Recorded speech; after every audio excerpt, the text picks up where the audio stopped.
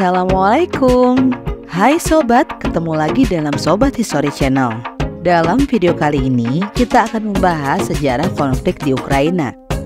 Sebelum kita lanjut, jangan lupa like, komen, share, subscribe, dan tekan tombol notifikasinya ya, supaya kamu gak ketinggalan materi-materi selanjutnya.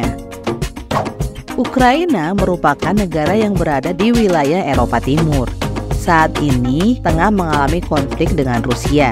Lantas bagaimana hal ini bisa terjadi? Untuk lebih jelasnya, yuk kita simak videonya.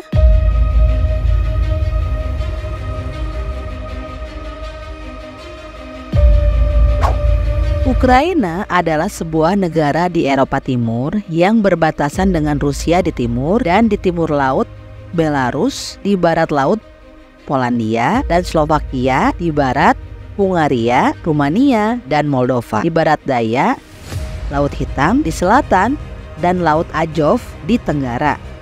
Saat ini Ukraina tengah berperang dengan Rusia yang belum usai. Sejak dahulu wilayah Ukraina sudah menjadi perebutan pemerintahan-pemerintahan besar di Eropa bagian timur. Berabad-abad lamanya kawasan yang kemudian disebut sebagai Ukraina dikuasai atau dibagi-bagi wilayahnya oleh bangsa-bangsa lain, terutama pada abad pertengahan.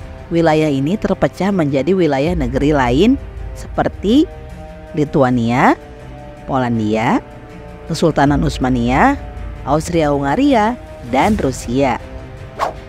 Berdirinya Ukraina tanggal 23 Juni 1917, Republik Rakyat Ukraina berdiri sebagai negara Ukraina modern. Republik ini menurut Nicholas Ryasanovsky dalam A History of Russia diakui internasional. Republik Rakyat Ukraina tak bertahan lama dan jatuh seiring dideklarasikannya negara Ukraina yang anti-sosialis pada 29 April 1918. Tetapi pemerintah baru ini juga tidak bertahan lama dan berakhir pada Desember 1918 dan digantikan kembali oleh Republik Rakyat Ukraina dengan pusatnya di Kiev. Perjanjian Riga pada 18 Maret 1921 semakin memperburuk keadaan di Ukraina karena banyak kepentingan yang ikut bermain.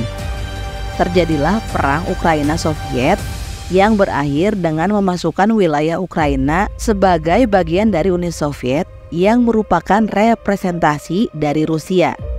Karena Ukraina menjadi bagian dari Uni Soviet, maka mau tidak mau wilayah Ukraina terlibat dalam Perang Dunia II. Kemudian berlanjut ke Perang Dingin antara Blok Barat dan Blok Timur.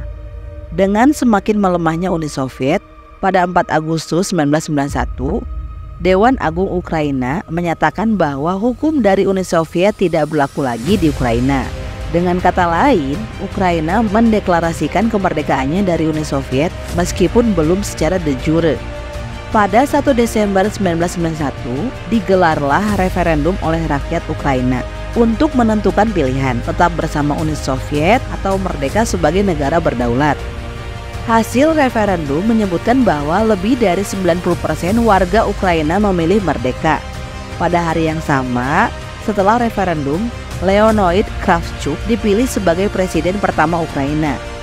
Ukraina benar-benar menjadi negara merdeka dan berdaulat penuh setelah Uni Soviet resmi membubarkan diri pada 26 Desember 1991.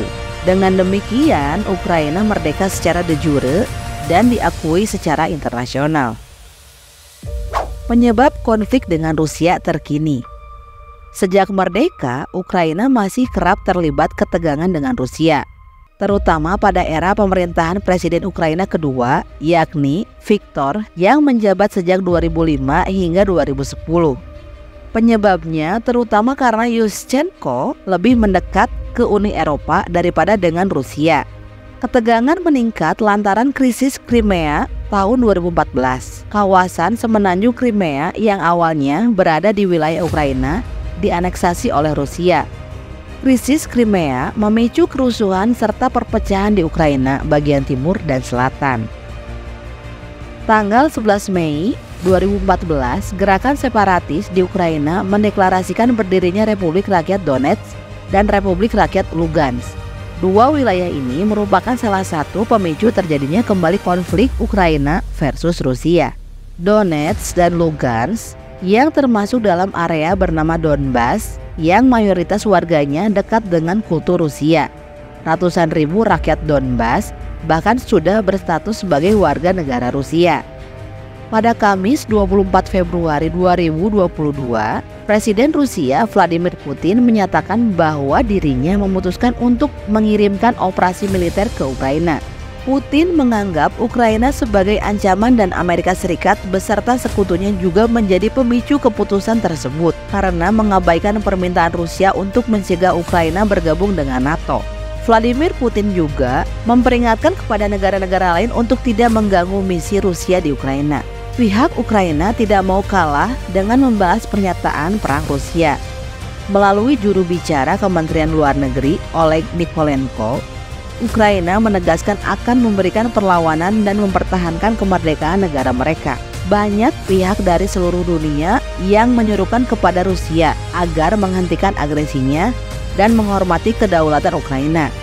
Namun hingga saat ini, perang Rusia dan Ukraina terus berkecamuk.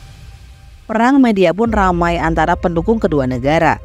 Masing-masing dari mereka saling menggiring opini guna mempengaruhi dan mengambil simpati halayak sebanyak-banyaknya.